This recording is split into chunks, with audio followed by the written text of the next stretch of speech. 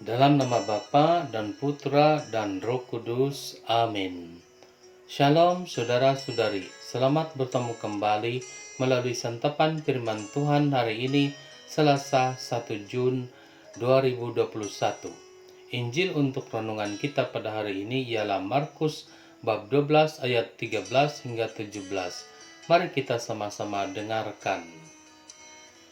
Pada waktu itu beberapa orang Farisi dan Herodian disuruh menghadap Yesus untuk menjerat dia dengan suatu pertanyaan. Orang-orang itu datang dan berkata kepadanya, "Guru, kami tahu engkau adalah seorang yang jujur. Engkau tidak takut kepada siapapun, sebab engkau tidak mencari muka, tetapi dengan jujur mengajarkan jalan Allah. Nah, bolehkah kita membayar pajak kepada kaisar atau tidak?" Tetapi Yesus mengetahui kemunafikan mereka, lalu berkata kepada mereka, "Mengapa kamu mencobai aku? Tunjukkanlah suatu dinar untuk kulihat." Mereka menunjukkan sekeping dinar. Lalu Yesus bertanya, "Gambar dan tulisan siapakah ini?" Jawab mereka, "Gambar dan tulisan Kaisar." Maka Yesus berkata kepada mereka, "Berikanlah kepada Kaisar apa yang menjadi hak Kaisar, dan kepada Allah apa yang menjadi hak Allah." Mereka sangat heran mendengar dia. Demikianlah Injil Tuhan. Terpujilah Kristus.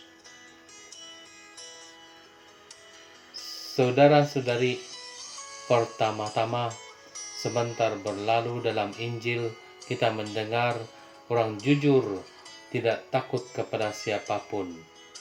Kenapa tidak takut? Mungkin kita ingat peribahasa yang berbunyi, takut karena salah, berani karena benar. Orang yang salah biasanya dikejar-kejar oleh perasaan bersalah. Orang yang tidak jujur biasanya dikejar-kejar oleh perasaan tidak jujur, sampai perasaannya tidak tentram. Yesus adalah orang yang jujur, tidak ada yang menakutkannya.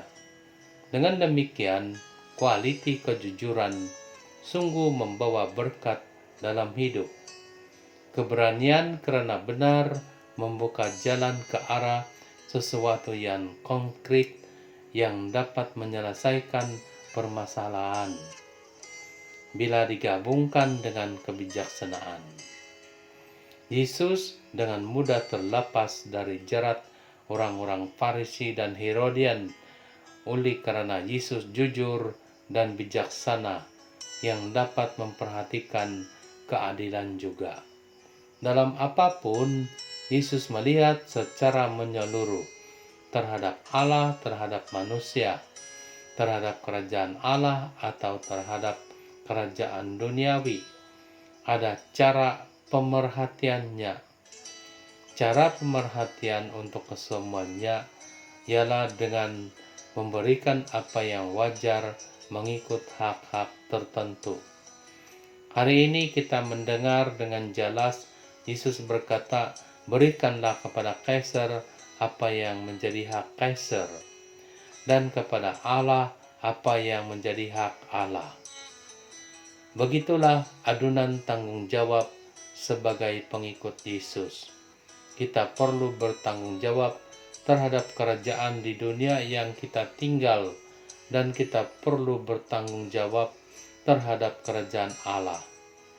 Pada masa sekarang ini kita tahu negara kita memerlukan sokongan dan keikutsertaan dalam program melawan penularan COVID-19 dengan pengamalan SOP.